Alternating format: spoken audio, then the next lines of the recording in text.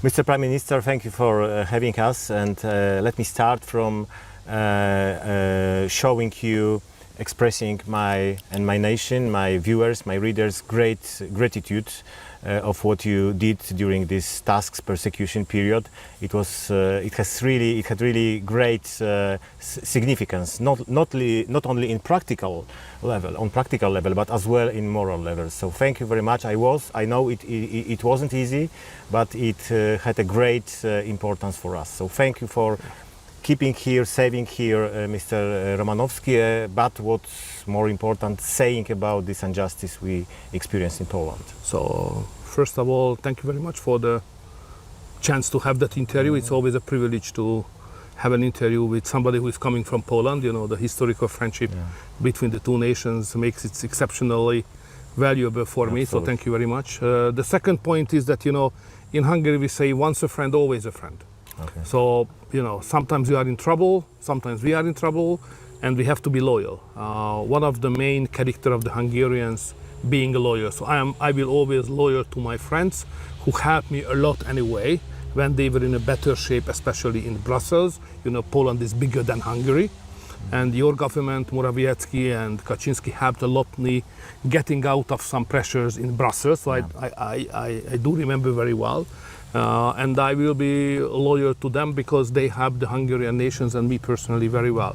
Second, justice counts. You know, what's going on in Poland is just unacceptable. It's against all the moral values of justice and democracy. And it's shameful that the European Union, which is the coordination center of the community to which we all belong to, saying nothing, even supporting the crackdown policy of the Prime Minister of Poland, which is totally unacceptable from the point of view of the European values. So I have dozens of reasons to be with you and with the previous government and law and justice. How can we treat this silence by Brussels? These are double standards, or we are treated as a second-class citizens? It's double standard. We have to win, go back and pay back, strike back. Strike back. We have to restore the moral equilibrium. So they have to suffer because what they have done. I'm not a man of revenge. Because revenge is, you know, behind you. So if you are dealing with revenge, you can't concentrate on the future. And you probably know the famous Chinese saying that if you would like to revenge, you have to dig 2 tombs. Yeah. So I'm not the man of the revenge, but I'm a man of moral equilibrium. So we have to pay back. But and to fight whom? back to Brussels, because what they have done with you, with Poland and with Hungary, cannot be accepted. Absolutely. So they have to pay the price for that. Sorry to say that. I'm a kind Christian guy, but you know, moral equilibrium is the most important thing in the international politics, especially in an integration forum as the European Union is. Mr. Prime Minister, I know that the relationship between Poland and Hungary on the official level are now weaker than it was in the past, or at all. That doesn't exist almost. But of course, you are still interested in situation in Poland. So what is your impression when you hear, when you read, when you listen to about this fighting democracy introduced by Tusk? And some people say this is a kind of experiment which might be introduced in other countries as well. So fighting democracy, if you turn it into Hungarian language, it's an old bloody communist term. We know it from the 50s. Okay. So that was exactly what the bloody communist did in Hungary, the same expression, you know. So we immediately realized what will happen. And even I said it in Brussels, that guys, don't let it happen. Fighting democracy in Central Europe has a special meaning. It means that political competition is over.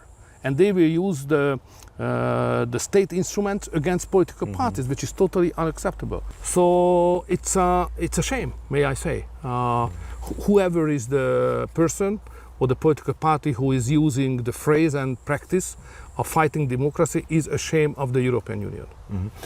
We are after presidential election, ahead of this official taking into office by newly elected president Dr. Karol Nawrocki. What's your impression? What are your thoughts regarding the results of the Polish presidential election? We opened a big bottle of champagne first because we realized that this is essential. It's essential historically, from a historical horizon, because the new president is a chance to reshape the Central European cooperation. What we call V4, what we can call another way, but Central European cooperation, which was extremely successful anyway. With Morawiecki and Babiš and Fico, you know, it worked very well. Even the Germans and the French has to make a deal with us on major European issues. It was impossible without the V4, which means Central Europe, to make major decisions in the European structures. And did it created a bigger common power as well? Absolutely. In terms of relations with Turkey, with Israel, etc., etc. I remember meetings organized by you with these superpowers. So that kind of Central European cooperation enlarged our influence inside the European Union and outside. So if we would like to be stronger, we should follow the same track. And the new president President Nawrocki is the man of that foreign policy. That's very important, especially under these circumstances. I'm absolutely sure that there was some interest behind destroying of V4. The German interest is obvious, the Brazilian interest is obvious, and I hope that the new president will remain devoted, as he is today, to that format. I will do on my behalf everything what I can. So that's the first. Second, you know, if you step over the border of the fair political competition, you have to suffer. You have to suffer the consequences. And your government did it. Yeah. So the presidential election was the first chance for the real Polish Democrats to fight back. Absolutely. And they did. So that's very important message to all the preparing that kind of guys as Prime Minister Tusk fighting democracy. That guys, you can enjoy it for not more than 2 years and then it's over. This is true. Absolutely, you are absolutely right, Mr. Prime Minister, because I was covering as a journalist many governments during the last 30 years, and I didn't remember the government who was able to lose support as fast as Tusk is doing. Are you ready to meet President Nawrocki? Are there any plans regarding this? Not plans, because, you know, in the Hungarian understanding of constitutional order, the president is there, the prime minister is just there. We say that the president is the first citizen and the prime minister is the first servant, you know. So it would be totally unpolite to knock on the door and to say, I would like to see you. I think first they have to see the president, and then I'm the man who is the most happy to meet him. On popularity, to be fair, of course, the present Polish government obviously choose a track to fight against opposition under the slogan of fighting democracy, which is unacceptable. But to run successfully the country is very, very difficult under this situation because of the war, because of the sanction and the lacking of competitiveness in the European Union, and making so many mistakes in the Brazilian headquarters, which push the European Union to a hopeless situation. So your government is a pro-Brazilian government. My government is a sovereignist government. It's a patriotic government.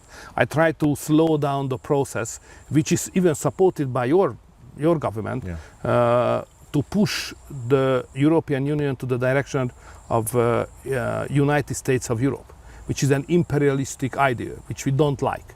So it's logical then your government losing the popularity because first, fighting democracy, unfair behavior. Second, because the way to move to the United States of Europe is bad for Poland and bad for the for the Central European economies, obviously make very limited chance for the Polish government to become successful. So two elements is too much to survive. That's how I see from here. The last question regarding the Polish internal issues. Do you think that Mr. Tusk, the Polish Prime Minister, is your personal enemy? Do you have any contacts on this European level? First of all, so to be the leader of Poland is one of the biggest possibility, because you are a big country. It's a very strong country. It's a strong army. Your economy, by potential, is extremely strong. You know, under the Law and Justice government, you provided fantastic economic results. Morawiecki was one of the best prime ministers I've ever seen as a financial expert. So the fact is that the Polish government has all the chance to create or to run the most ever successful Polish period, I think so. So if I would be Polish, I would be very optimistic on the future. So that's first. Second, Tusk, unfortunately, did not deliver that request. So what's going on in Poland is far below the potentials, absolutely, as I see. And the third point is, unfortunately, I think he hates me. You know, if you commit a sin, you hate those who did not follow you than yourself. Okay. And he moved from a national, yeah, patriotic standpoint to the pro-Brazilian, pro-German, pro-United European states. So may I say, a federalistic position. Yeah. He betrayed the patriotic position. I never betrayed. I'm, yeah, still on that path, and therefore he hates me. It's not personal, probably. It's because me personally remember him on his own personal mistake or personal sin. Sorry to say that it's probably too rude. You know, I try to be as polite as I can, but that's how I see. Yeah, fortunately, as you mentioned, sir, in Tushvano's speech, that Poland is on its half-back way back to this family of the nations which cooperate with Hungary. So I think it's good news. So to be fair, it's not my job to speak about the national strategy of Poland, but as we understand from here, there was a Polish strategy that you can be stronger economically or more dynamic at least, yeah, than the Germans. You can create a weak Russia by the war with Ukraine. So the traditional dilemma of your history that, yeah, one side the big Germans, the other side the big Russians, yeah, and certain points both of them could be dangerous sometimes at the same time, you know. Exactly. And you have to have a strategy how to defend yourself against that and to maintain your security. So you decided how to do that, and then you try to keep the Americans in. Unfortunately, now the Germans decided that they will create the biggest European army, far bigger than anybody else have in Europe. The Russian army is stronger than ever, and the Americans is moving out. So I think the Polish strategy, which prevailed up to now, probably should get reasonably a question mark. What is the alternative of that? Yeah. The only alternative is cooperation of Central European countries to have a strong V4 and even broader cooperation, which, yeah, is strong enough to counterbalance the Germans, strong enough to counterbalance the Russians, and strong enough to become partner for the United States. That would be my offer. Okay, and maybe to organize a common resistance towards the next proposal by European Commission, the budget, which is to some extent even horrifying, because we see not only 100 billion euros for Ukraine without any consultation, as far as I know, but we see all the money, all the funds conditional as well. What's your view, sir, on this? My view is that the next European budget requests unanimous decision. My plan is that we will win the Hungarian election next year. Yeah. Morawiecki, Law and Justice, Kaczynski party will come back. Babiš will win October in Czech Republic, and Fico is strong enough to stay. Then four of us as V4 can stop the crazy idea of the European budget as it is today. Will you be able, or you use this the discussion, the subject of the new budget to get back all the money which are blocked now by Brussels? No, all the Hungarian money, these are your money. That's a special Hungarian issue. It's not a V4 issue. It's, yeah, a Hungarian issue. Of course, I cannot agree with any kind of new budget without managing the past. And the past means that they owe us, because they suspended our money, which belonged to Hungary. First, they have to give it up. Then we can negotiate on the future budget. You call this budget as a war budget. Why is that? 20-25% of the money is going to Ukraine. Second, instead of developing the European economy, is rather financing the preparation for a war. I agree to some extent to spend more money for military capacities, but it should be spent not from the common budget of the European Union, it should be spent from the national budgets of each member of the European Union. So it's not a good idea to finance the preparation and strengthening of the armies to be more able to defend the European Union from a central budget, but from the national budget. That's how we would like to do so. But anyway, it will be a long, more than 2 years long discussion. If you are back, Babiš is back, Fico there, I'm there, we can change it a lot. We can improve it in a form that it will serve the interest of the European citizens. Absolutely, I'm sure. We came to Ukrainian issue. How do you see the prospect of ending this war? Is it possible from your perspective? You have probably much better information than any journalist, so I'm really interested. Well, but you know what informations are valuable and which are relevant? I have my personal experience, if I come forward with that. Yeah. Not the report of the intelligence services. My personal experience is that if we would like to have ceasefire or truce or even peace negotiation, the two big guys must negotiate personally. And this war is not between Ukraine and Russia. This war is between the West and Russia. And the leader of the West is called President Donald Trump. So without having a meeting, a personal meeting and the deal between the two big leaders, we don't have a chance to have a ceasefire. But there were some attempts and it failed.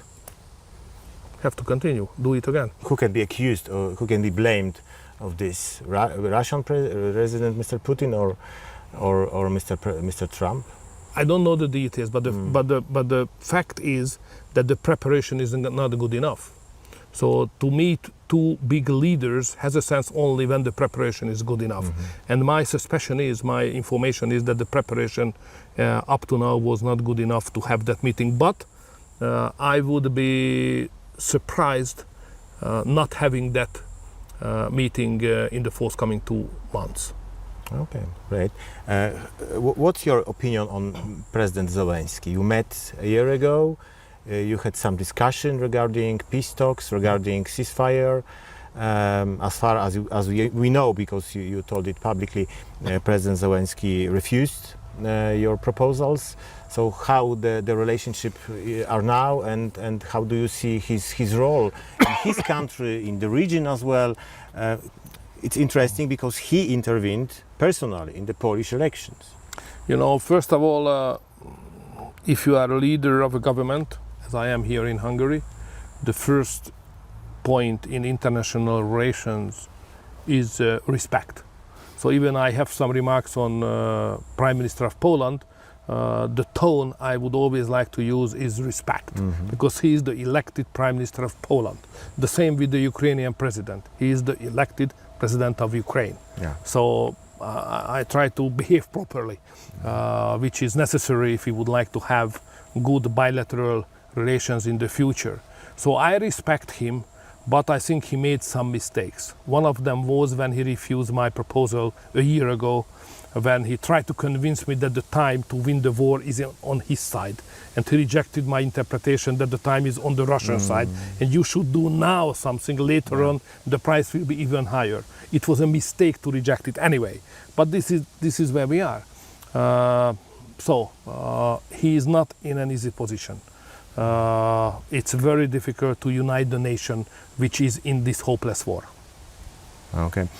Coming back to European issues, do you sir think that it's possible to stop this dirty mechanism in which EU funds goes very often in hidden way to some NGOs, to some media, and then it come back as a public opinion, fake public opinion.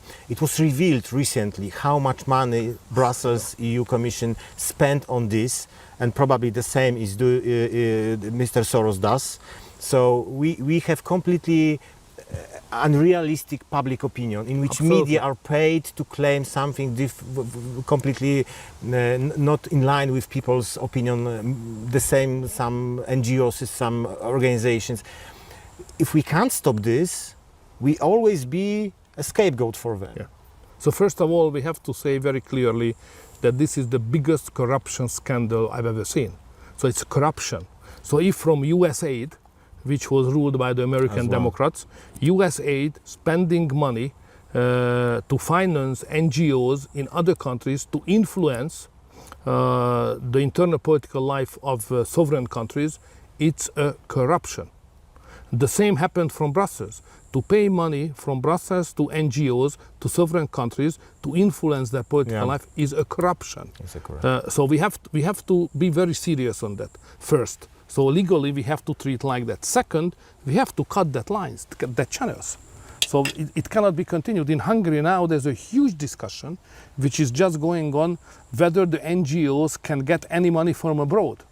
The suggestion, the proposal is on the table of the parliament, big discussion is going on, but the public agrees one basic point, that if somebody is dealing with politics, even called NGO, cannot get money from abroad. So in Hungary we will create a law which I think will generate some discussion with Brussels anyway, but we will do it definitely. And the Patriots, which was created by us a year ago in Brussels, revealed this fact. So now all the facts are public. It's on the internet, so you can see how Brussels influence into your political life, even in Poland. Absolutely. Who was bought out for how much money? You know? So we have to detect it and to make it public. If you don't do it, and the opposition or our opponents or our enemies can't continue to do so, we will be the losers. We will not just lose the election, but we will look like losers. So we can't accept that, so we have to fight against it. But the problem is that this law will be similar to Russian law. So we had the same discussion in Poland, and now it's labeled as this foreign agents law introduced in Putin's Russia. Yeah, we know that. That trick is going on in Hungary, but the Hungarian version of that law is far closer to the American regulation. Okay. So the Americans copy the best. the Americans never would let it happen. So the American legal system defends the sovereignty of the United States. It would never happen in United States. But in Hungary, finally, as I see the discussion, we are moving to a very simple solution. So those NGOs which has political activity should follow the same regulation as the political parties. Full point. Yeah, and then the situation is absolutely clear. You mentioned America, United States, so Donald Trump, his second term, how it has changed the world? Oh, it's dramatically. Previously, Brussels and the liberal governments of member states in the European Union and the democratic administration in America united their forces, and they agreed to reshape the world alongside the ideology of progressive liberalism, woke ideology, and all that kind of things. Pro-migration, anti-family, pro-gender, all that kind of things. They united their forces. And now Trump won the election against that forces. And now he fought against them, he defeated them, and now he pushed them out from United States. Our bad luck is that these persons and NGOs from Washington now arriving to Brussels anyway. So the only chance for us, conservative Christian national forces in Europe, that we have to take over the power in Brussels. Yeah, exactly. Your personal relationship with Mr. Trump, they are warm. You may call him your friend, Mr. Prime Minister. It's politics. I know. In the Hungarian language, friends means a serious thing. Okay. Anybody who is not Central European to be considered as friends for a politician is difficult. Okay. Probably Helmut Kohl was a real friend of mine, but he's an American president. What we have to say, we have to aware that he is not the man of the salvation. He is just the loyal partner of us. Okay. So he will not save us. We have to save ourselves. Yeah. And he can help us to do so, and he will. In Polish presidential election, there was a almost direct help by, of course, not in secret, not something illegal, but the meeting with President Nawrocki, frankly speaking, had a great big push. Big push. Yeah. That kind of gestures of President Trump is really valuable, not just for the President Nawrocki, but for the Polish nation as well. Ahead of Hungarian election in April, what are your what are your prospects? What prospect do you? What are your thoughts on this today? I mean, in your speech in Tusfanos, you said that if the election is today, we would win. Is it for sure? You have some data? Yeah. That opinion is data-based. Okay. Of course, it would be a big victory, overwhelming victory on our side. But, election is 8 months ahead of us. International forces are against. The real challenge is not how to fight against the opposition in Hungary, Yeah. It's a challenge, but not a too big one, how to fight against the left liberal media, which is financed from our side. Okay, we can manage that. The real challenge is that the Brazilian bureaucrats and the liberals in Europe and their money, found NGOs, Soros Foundation, it's a huge power is behind our opponents. Yeah. So this is the real challenge, how to win an international game on a national basis. And they even now focusing all these resources, or this money, or this media power to topple you down. They don't like me too much. Okay. Who is Peter Magyar from your perspective? He's a real politician, or he's just puppet? In Hungary, all the opposition always finance from Brussels, finance from the Democrats. Now it's over because of Donald Trump. So finance from the liberal centers and making deals with the imperialistic centers like Brussels, and they will never follow the interest of the Hungarians. That's my interpretation. We are a patriotic force, they are the international force. We are pro-sovereignty, they are pro-European United States or whatever. So that's always the case. The name can be changed, even the name of the persons and the parties, but the real structure of the Hungarian politics is the same. Patriots, sovereigntists on one side, internationalists, pro-Brazilians on the other side. Yeah, they sometimes may present himself in disguise of even being patriotics, but when like patriotic, Tusk, Tusk, and when the western border is open. I was really impressed by the subject you raised, that maybe in 10 years or even longer, we would face as a nation of the Eastern Europe the situation in which we have to protect our borders as well from the West. This is what is happening in Poland, because the migrants are pushing, they call back. We don't know who these people are. They just don't want them. They were invited by German government, and now they are forcibly pushed to Poland, which it's your fight today, but that will be a fight for Hungary in 10 years' time. I always preaching, delivering speeches to the young generation that be prepared for that. So my generation mission was to stop the Muslim influx at the southern border of Hungary, and the mission of your generation will be to do the same thing at the western border of Hungary, because the western countries are basically lost the chance to survive as they were. So now, instead of the old countries as we knew them and probably respect them, the big French nation, the big German nation, and so on, it's not anymore as it was.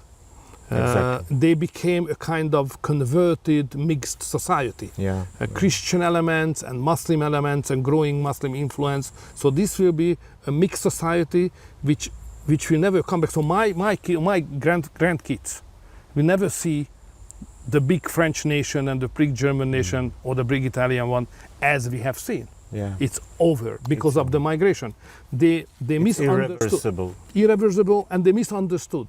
Because we have historical, and I try to explain today that we have historical instincts that when the migration appeared at the southern border of Hungary, it was immediately obvious for us that it's not about refugees, it's about an invasion, a Muslim-based invasion. And if we would like to have a proper answer, we have to be aware of that. Stop them, don't let them go in. They are not refugees, invasion. So we did so, but the Westerners were not able to do so. So they consider it as a refugee crisis. We will manage it. They say very kind words, and a new concept of the liberal society when the Muslim communities and the Christian communities will live together. both of them will give up their religious conviction and became a happy, big, liberal family. You know, crazy. It doesn't work anywhere.